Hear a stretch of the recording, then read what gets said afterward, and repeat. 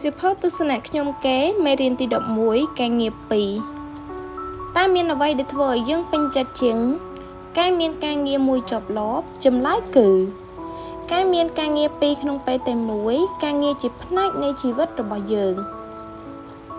ហេតុនេះបើយើងមានការងារ2យើងក៏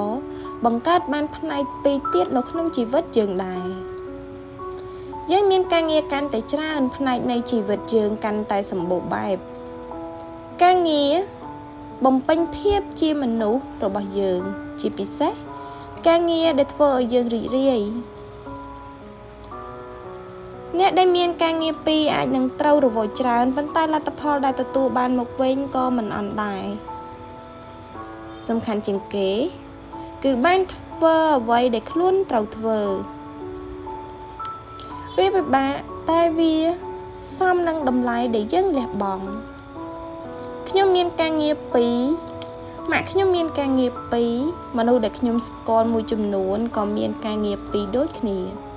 ពួកគេប្រៀបដូចជាមនុស្ស2ផ្សេងគ្នានៅក្នុងការងារទាំងនោះក្នុងចំណុចនេះយើងនិយាយពីការងារដែលខ្ញុំគេត្រូវធ្វើយើងទៅធ្វើការឲ្យគេគឺជាការងារមួយរួចហើយតែនៅពេលមានការងារមួយទៀតដែលយើងគួរតែឆ្លៀតធ្វើដែរការងារដែលយើងឆ្លៀតនោះអាចជួយកែប្រែជីវភាពយើងនៅថ្ងៃណាមួយឬអាចធ្វើឲ្យយើងបរាជ័យទាំងស្រុងក៏ថាបានគ្មានអ្នកណាអាចទាយដឹងមុនទេថាប៉ុន្តែចង់ដឹងមុនធ្វើអីជីវិតជាការភ្ញាក់ផ្អើលបើយើងដឹងមុនអស់យើងរស់នៅគ្មានន័យហើយ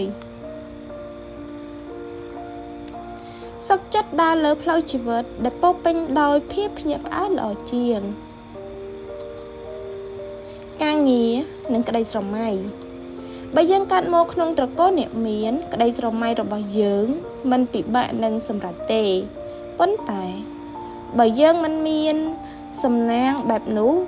យើងត្រូវរកវិធីដើរទៅរកក្តីស្រមៃដោយខ្លួនឯងជួនកាលយើងដើរខុសផ្លូវតែអាចរកផ្លូវបកក្រោយវិញបានការមានក្តីស្រមៃជាជំហានដំបូងដែលយើងសម្រេចចិត្តថារស់នៅដើម្បីអ្វីទំនាក់ទំនងរវាងការងារនិងក្តីស្រមៃมันពិបាកយល់ទេបើយើងមានក្តីស្រមៃយើងមានការងារធ្វើការងារដែលយើងធ្វើដើម្បីក្តីស្រមៃអាចមិនទាន់មានលទ្ធភាពផ្គត់ផ្គង់យើងឲ្យរស់នៅក្នុងពិភពលោកនេះបានទេដូច្នេះយើងត្រូវរកការងារផ្សេងទៀតដើម្បីរស់សិនបើយើងរស់មិនបានឬក៏រស់មិនស្រួលក្តីស្រមៃយើងក៏មិនប្រកាសថាអាចសម្រេចដែរយើងទៅធ្វើការឲ្យអ្នកដទៃដើម្បីចិញ្ចឹមខ្លួនឯងនិងចិញ្ចឹមក្តីស្រមៃរបស់យើងបើយើងអាចបង្កើតប្រយោជន៍ឲ្យអ្នកដទៃបានយើងក៏អាចបង្កើតប្រយោជន៍ឲ្យខ្លួនឯងបានដូចគ្នាការងារ2បែងចែកផលប្រយោជន៍រៀងខ្លួនមួយហុចផលឲ្យអ្នកដទៃមួយទៀតហុចផលមកខ្លួនយើងខ្ញុំមានការងារត្រឹមត្រូវហើយក្រុមហ៊ុនដែលជួលខ្ញុំក៏បើកលុយឲ្យខ្ញុំទាន់ពេលហេតុនេះខ្ញុំធ្វើឲ្យខ្ញុំគ្មានបញ្ហារឿងឋានៈសង្គមនិងលុយកាក់លុយដែលខ្ញុំរកបានគ្រប់នឹងឲ្យខ្ញុំរស់ម្នាក់ឯងហើយលួចសម្រាប់ក្តីស្រមៃខ្លួនឯងក្តីស្រមៃរបស់ខ្ញុំគឺធ្វើជាអ្នកនិពន្ធសៀវភៅតាមពិតខ្ញុំឡើងស្រមៃហើយព្រោះខ្ញុំមានសៀវភៅខ្លួនឯងហើយក៏មានគេជួយទិញទៀតផងទោះបីជាឡើងស្រមៃវានៅតែជាក្តីស្រមៃរបស់ខ្ញុំដដែលបើខ្ញុំហ៊ានឈប់ធ្វើការហើយបកមកសរសេរសៀវភៅពេញម៉ោងខ្ញុំប្រកាសជាដាច់បាយមិនខានហើយអាចនឹងក្លាយជាបន្ទុកដល់គ្រួសារខ្ញុំម្ដងទៀតអ្នកនិពន្ធជាច្រើនគិតខុសត្រង់ចំណុចនេះពួកគេលះបង់គ្រប់យ៉ាងដើម្បីសម្រេចក្តីស្រមៃដល់ពេលអ្វីមិនទៅតាមការគិតទុកពួកគេក៏បោះចោលក្តីស្រមៃតែម្ដងខ្ញុំស្រឡាញ់ក្តីស្រមៃរបស់ខ្ញុំហើយនេះខ្ញុំមិនភ្លើធ្វើរឿងដែលនាំទុកដល់វេទនានេះទេ បងប្រាច់វិជាម្ចាស់រោងពុម្ពដើមជីវិតធ្លាប់ប្រាប់ខ្ញុំឲ្យឈប់ទៅធ្វើការហើយយកពេលទាំងអស់ផ្ដោតលើការសរសេរសៀវភៅគាត់នឹងផ្គត់ផ្គង់លុយកាក់ឲ្យខ្ញុំមិនជឿគាត់ទេបើខ្ញុំពឹងគាត់ខ្ញុំនឹងត្រូវធ្វើការដើម្បីគាត់មួយជីវិតហេតុនេះខ្ញុំមិនបោះបង់ចោលការងារហើយក៏មិនបោះបង់ចោលក្តីស្រមៃខ្លួនឯងដើម្បីបានប្រយោជន៍ដែរអ្វីដែលខ្ញុំត្រូវបោះចោលគឺកងត្រាជាមួយរោងពុម្ពគាត់ឥឡូវសៀវភៅរបស់ខ្ញុំស្ថិតក្រោមឈ្មោះរបស់ខ្ញុំទាំងអស់សាកគិតទៅមើលថាតែយើងពេញចិត្តប៉ុណ្ណានៅពេលដែលស្នាដៃខ្លួនឯងគ្មានឈ្មោះអ្នកដតីមកលូកលាន់ពេលព្រឹកខ្ញុំទៅធ្វើការឲ្យគេពេលយប់ខ្ញុំធ្វើការដើម្បីខ្លួនឯងខ្ញុំមិនមែនជាសហគ្រិនឬក៏អ្នករកស៊ីទេតែខ្ញុំជាអ្នកនិពន្ធខ្ញុំត្រៀមសៀវភៅសម្រាប់សរសេរជាបន្តនឹងប្រឹងផ្សព្វផ្សាយពីខ្លួនឯងខ្ញុំមិនចេះធ្វើទីផ្សារមែនតែខ្ញុំអាចរៀនធ្វើបន្តិចម្ដងបានតាមពិតខ្ញុំបានដើរលើក្តីស្រមៃខ្លួនឯងរួចទៅហើយគ្រាន់តែគេមិនទាន់ទទួលស្គាល់ខ្ញុំប៉ុណ្ណោះខ្ញុំធ្វើម្នាក់ឯងគ្មានអ្នកនៅពីក្រោយហេតុនេះវាដើរយឺតក៏មិនចម្លែកដែរមានគេធ្លាប់សួរខ្ញុំថាបើចង់ធ្វើជាអ្នកនិពន្ធត្រូវធ្វើដូចម្ដេចខ្ញុំឆ្លើយប្រាប់គេថាជំហានដំបូងគឺត្រូវមានការងារជាប់លាប់មួយសិនក្រពះមិនឃ្លានហើយរស់នៅមិនក្រោមស្តង់ដារសង្គមទើបយើងអាចដើរតាមក្តីស្រមៃបានបើយើងមិនអាចពឹងខ្លួនឯងបានក្តីស្រមៃរបស់យើងក៏មិនអាចពឹងយើងបានដូចគ្នាកុំធ្វើបាបខ្លួនឯងដោយយកក្តីស្រមៃមកបាំងមុខហើយមិនគិតពីជីវភាពខ្លួនឯងចង់បានលុយមែនទេរៀនអ្វីមួយឲ្យចេះហើយរកការងារធ្វើទៅគឺបានហើយអ្នករៀន IT ជាមួយខ្ញុំម្នាក់ទៅធ្វើការនៅក្រុមហ៊ុនគេដើម្បីឲ្យគេនឹងបង្រៀនពីរបៀបធ្វើ website បន្ទាប់មកគេឆ្លៀតរកអតិថិជនដោយខ្លួនឯងហើយបង្កើតជា agency មួយដើម្បីរកលុយគេបានប្រាក់ខែមកបង់ថ្លៃផ្ទះហើយក៏អាចរកលុយបន្ថែមទៀតបានការងារដែលយើងធ្វើជាឆ្នន់ទៅរកក្តីស្រមៃរបស់យើងខ្ញុំមិនទាន់និយាយដល់ជំនាញបទពិសោធន៍និងទំនាក់ទំនងដែលបានមកពីការងារផងជីវភាពយើងមិនពិបាកប្រៀបដូចជាឧបសគ្គមួយត្រូវបានដកចេញពីផ្លូវរបស់យើងធ្វើការឲ្យគេដើម្បីយើងអាចធ្វើការឲ្យខ្លួនឯងសូមបញ្ជាក់គ្រប់សៀវភៅរបស់ខ្ញុំទាំងអស់មិនសរសេរដើម្បីអ្នកមានស្រាប់ទេក៏អ្នកមានផ្លូវដើរស្រួលហើយហេតុនេះមិនត្រូវការជំនួយទេកោដដៅអ្នកអានរបស់ខ្ញុំគឺអ្នកក្រលំបាកហើយចង់រើខ្លួនឲ្យសនុកជាងនឹងខ្ញុំមិនដឹងពីវិធីខ្លាយជាអ្នកមានមែនតែខ្ញុំដឹងពីវិធីដកខ្លួនពីភាពក្រលំបាកអ្វីដែលខ្ញុំសរសេរមិនទាក់ទងទៅនឹងការវិនិយោគឬក៏ធ្វើជំនួញធំដុំទេព្រោះខ្ញុំគ្មានសមត្ថភាព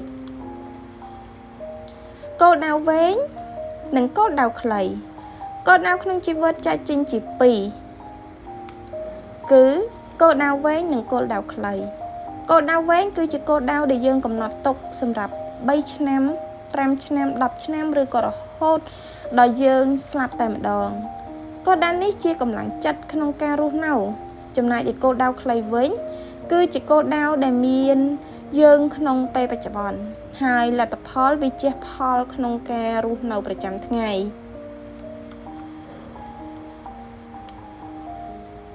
សាកលវិទ្យាល័យ Minnesota State បានកំណត់រយៈពេល12ខែឬក៏តិចជាងនេះសម្រាប់គោលដៅរយៈពេលខ្លីគេបានលើកឡើងថាគោលដៅរយៈពេលខ្លីអាចជួយបង្កើតការផ្លាស់ប្ដូរធំបានការផ្លាស់ប្ដូរនោះពាក់ព័ន្ធដល់គោលដៅវែងយើងប្រឹងសម្រេចគោលដៅខ្លីៗដើម្បីរត់ ទៅរកគោលដៅរយៈពេលវែងរបស់យើងគោលដៅខ្លីរបស់ខ្ញុំគឺរៀនអ្វីថ្មីដើម្បីបានការងារធ្វើនិងជួយរកលុយឲ្យខ្ញុំកាន់តែច្រើនគោលដៅវែងរបស់ខ្ញុំគឺជាការនិពន្ធសៀវភៅតើវាមានអ្វីទាក់ទងគ្នាការងារថ្មីផ្ដល់បទពិសោធន៍ថ្មីហើយបទពិសោធន៍ថ្មីផ្ដល់ប្រធានបទថ្មីសម្រាប់សរសេរការសរសេរសៀវភៅច្រាំដាលមិនត្រឹមតែធ្វើឲ្យអ្នកអានធុញទេសូម្បីតែខ្ញុំដែលជាអ្នកសរសេរក៏ធុញដែរក្រៅពីនេះលុយនិងកម្រិតជីវភាពរបស់ខ្ញុំអាចធ្វើឲ្យអ្នកអានជឿថាអ្វីដែលខ្ញុំសរសេរមិនមែនជាទ្រឹស្ដីអាចឆ្កែសាកគិតមើលទៅអ្នកនិពន្ធមិនក្រម្នាក់អាចធ្វើឲ្យអ្នកអានព្រមទទួលយកគំនិតទាក់ទងទៅនឹងការរស់នៅយ៉ាងម៉េចបានយើងមិនវាយតម្លៃមនុស្សពីសម្បកក្រៅទេតែអ្នកនិពន្ធត្រូវតែមានវត្ថុតាងជានិច្ចខ្ញុំមានគោលដៅច្រើនដូច្នេះការដឹងថាគោលដៅណាត្រូវសម្រេចមុននិងគោលដៅណាមួយត្រូវធ្វើតាមសម្រួលជារឿងចាំបាច់ការមានគោលដៅច្រើនពេកធ្វើឲ្យយើងនឹងស្មុគស្មាញនិងមិនអាចផ្ដោតអារម្មណ៍បានទេបើខ្ញុំគិតតែលើការចង់ធ្វើជាអ្នកនិពន្ធដែលជាគោលដៅវែងហើយបំភ្លេចគោលដៅខ្លីចោលអស់ខ្ញុំក៏មិនអាចទៅដល់គោលដៅវែងនោះបានដែរតើវាមានប្រយោជន៍អ្វីដែលប្រឹងដាក់គោលដៅហើយតែមិនអាចទៅដល់ឧទាហរណ៍ក្រុមហ៊ុនរបស់ខ្ញុំចង់បានអ្នកប្រើប្រាស់ website 1 លាននាក់ក្នុងរយៈពេល3ឆ្នាំនេះជាគោលដៅវែងចុះគោលដៅខ្លីមានអ្វីខ្លះការត្រៀមបុគ្គលិកថ្មីនិងពង្រឹងសមត្ថភាពបុគ្គលិកចាស់ជារឿងចាំបាច់ទី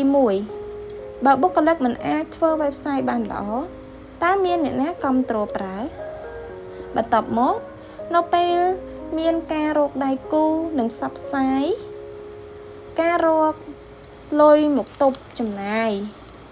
ដែលមិនទាន់មានចំណូលក៏ជាគោលដៅរបស់ថៅកែដែរបើក្រុមហ៊ុនមិនទាន់មានគោលដៅខ្លីហើយមិនប្រឹងសម្រេចគោលដៅទាំងនោះទេគោលដៅវែងដែលបានដាក់មកនឹងគ្មានអ្វីកើតឡើងឡើយគោលដៅខ្លីភ្ជាប់ទៅនឹងគោលដៅវែងក្រុមហ៊ុនណាក៏ដោយឲ្យតែមានគោលដៅវែងច្បាស់ជាមានគោលដៅខ្លីដើម្បីជួយហើយគោលដៅខ្លីអាចមានច្រើនដើម្បីទៅដល់គោលដៅវែងមួយ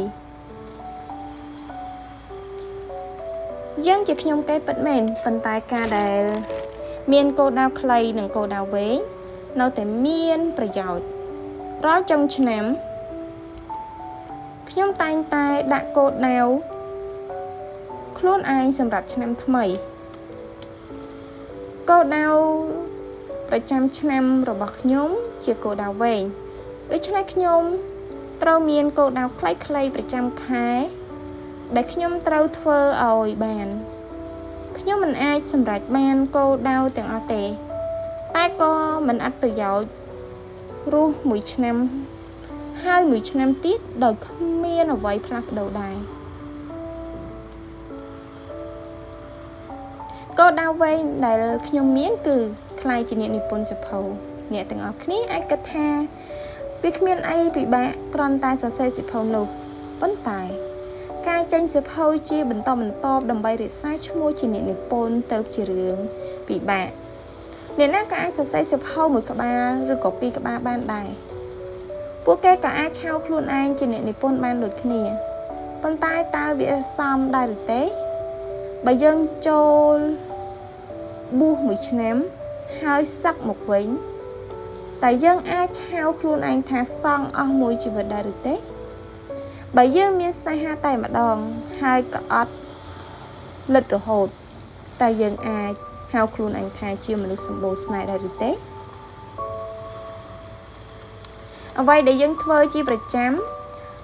ទើបកំណត់ថាយើងជាអ្នកណាខ្ញុំទៅធ្វើការឲ្យគេរាល់ថ្ងៃហេតុនេះខ្ញុំជាខ្ញុំគេខ្ញុំសរសេរសៀវភៅថ្មីជាបន្តបន្ទាប់ហេតុនេះខ្ញុំជាអ្នកនិពន្ធពាក្យថាបន្តបន្ទាប់នេះហើយដែលធ្វើឲ្យខ្ញុំនឹងចាត់ទុកការនិពន្ធជាគោលដៅវែងវានឹងបន្តរហូតដល់ពេលដែលខ្ញុំសរសេរឡើងកើត គោលដៅវែងបែបនេះត្រូវការគោលដៅខ្លីជាច្រើនដូចជាសុខភាពលុយកាក់មុខមាត់បទពិសោធន៍ភាពឆ្លាតវៃទំនាក់ទំនងជាមួយអ្នកដទៃនិងការគ្រប់គ្រងនៅពេលខ្ញុំសម្រេចបានគោលដៅខ្លីមួយបានន័យថាខ្ញុំទៅជិតដល់គោលដៅវែងមួយជំហានទៀតមិនថាជាគោលដៅខ្លីឬក៏គោលដៅវែងទេសុទ្ធតែទាមទារឲ្យយើងនឹងបដិញ្ញាចិត្តធ្វើបើយើងកំណត់គោលដៅចោលដើម្បីតែល្អមើលឬក៏ដើម្បីអួតគេយើងនឹងគ្មានបានអ្វីទាំងអស់អ្នកដែលមិនទាន់មានគោលដៅត្រូវកំណត់ឲ្យហើយកុំឲ្យខាតពេលការរស់នៅគ្មានគោលដៅនឹងធ្វើឲ្យយើងនឹងខ្លាយជាខ្លួនជាកូនអុកដើម្បីសម្រេចគោលដៅអ្នកដទៃក្រឡេកមើលកូនអុកនយោបាយដែលប្រឹងស្រែកដើម្បីមេដឹកនាំគេទៅយើងនឹងឃើញថាការគ្មានគោលដៅខ្លួនឯងធ្វើឲ្យយើងខ្លាយជាមនុស្សប្រភេទណាការគ្មានគោលដៅខ្លួនឯងនឹងធ្វើឲ្យយើងតាល់តោលហើយចុងក្រោយដោយសារយើងល្ងងផងក៏យកគោលដៅអ្នកដទៃមកធ្វើជាគោលដៅខ្លួនឯងហើយស៊ូស្លាប់ដើម្បីជួយសម្រេចគោលដៅគេចង់ធ្វើមេដឹកនាំយើងមិនដឹងខ្លួនក៏ចូលទៅឲ្យគេដឹកនាំយ៉ាងងាយរៀនរស់តាមគោលដៅខ្លួនឯងទៅយើងហោចណាក៏យើងបានស្គាល់រសជាតិជោគជ័យបន្តិចបន្តួចពីខួរក្បាលខ្លួនឯងដែរគោលដៅវែងនិងគោលដៅខ្លីរបស់យើងត្រូវតែជាប់ទាក់ទងគ្នាជានិច្ចកុំដាក់គោលដៅដោយមិនចង់បានលទ្ធផលធ្វើការដើម្បីដកបទពិសោធន៍ក្នុងការងារដែលយើងធ្វើដើម្បីអ្នកដទៃអាចជួយយើងដើម្បីធ្វើការងារខ្លួនឯងប្រយោជន៍មួយដែលយើងបានមកពីការងារគឺបទពិសោធន៍វាជារបស់មានតម្លៃហេតុនេះបានជាអ្នកជំនាញជាច្រើនអាចយកវាទៅលក់ក្នុងសិក្ខាសាលាវីដេអូឬក៏សៀវភៅបានអ្នកជំនាញទាំងនេះបានត្រឹមតែបទពិសោធន៍រាប់ឆ្នាំប៉ុណ្ណោះក៏ជួយឲ្យពួកគេរស់នៅបានយ៉ាងងាយស្រួលទៅហើយខ្ញុំប្រើពាក្យត្រឹមតែនេះប្រហែលជាខុសបន្តិចព្រោះឲ្យតែមានបទពិសោធន៍យើងអាចដឹងផ្លូវដើរខ្លះហើយពួកគេមិនខ្លាយជាអ្នកជំនាញដែលគ្មានអ្វីសោះជាប់ខ្លួនទេបទពិសោធន៍ជាផ្លូវដើរអ្នកដែលមានបទពិសោធន៍អាចជៀសវាងកំហុសបានច្រើនជាងអ្នកដែលមិនធ្លាប់ធ្វើអ្វីសោះបើសិនជាយើងធ្លាប់ធ្វើជាគ្រូបង្រៀនយើងអាចនឹងដឹងពីវិធីទាក់ទាញគេមករៀនជាមួយយើងបានជួនកាលយើងអាចមានលទ្ធភាពបើកមជ្ឈមណ្ឌលសិក្សាដោយខ្លួនឯងទៀតមិនខ្វះតែអ្នកដែលយកបទពិសោធន៍ក្នុងការងារមកធ្វើការខ្លួនឯងនោះម៉ាក់ខ្ញុំយកបទពិសោធន៍បង្រៀនក្មេងនៅសាលារដ្ឋមកប្រើដើម្បីរកលុយដោយខ្លួនឯងនៅផ្ទះគាត់បើកបង្រៀនក្មេងៗរាល់ល្ងាចហើយសិស្សដែលស្គាល់នៅក្នុងសាលាក៏មករៀនបន្តជាមួយនឹងគាត់នៅផ្ទះដែរបើគាត់មិនធ្លាប់បានបង្រៀនក្នុងសាលា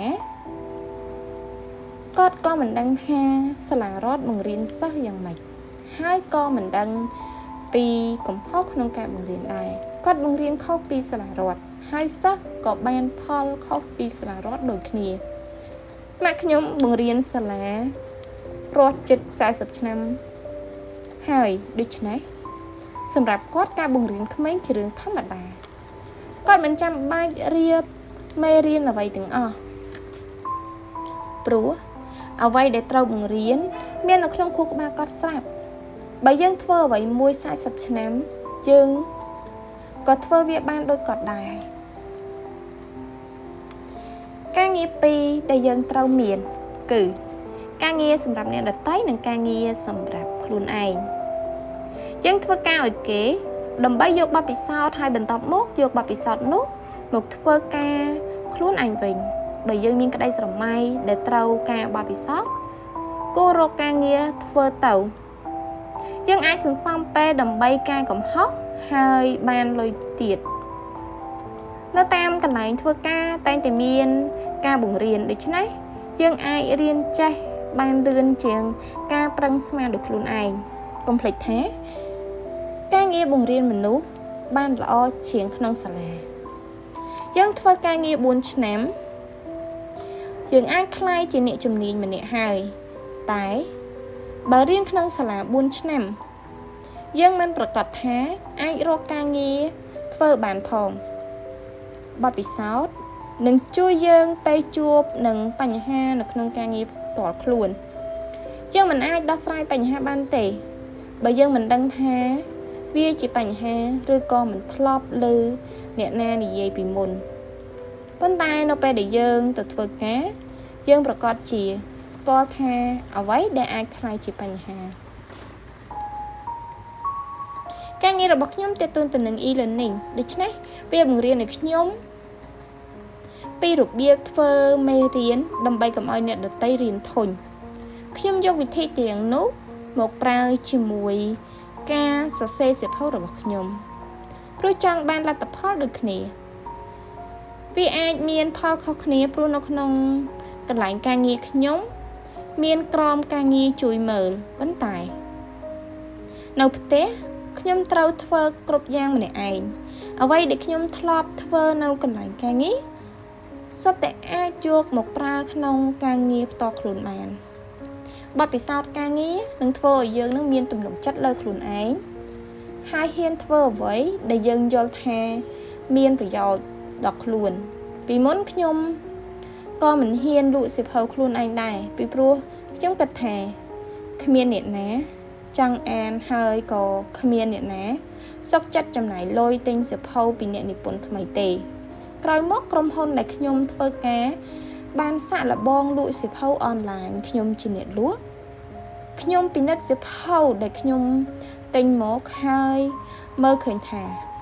សៀវភៅខ្លះសរសេររញ៉េរញ៉ៃជាងសៀវភៅខ្ញុំទៀតបើខ្ញុំអាចលក់សៀវភៅអ្នកដទៃបានខ្ញុំក៏អាចលក់សៀវភៅខ្លួនឯងបានដែរខ្ញុំចាប់ផ្ដើមលក់សៀវភៅខ្លួនឯងបទពិសោធន៍ការងារមួយជួយការងារមួយទៀតឲ្យដើរទៅមុខ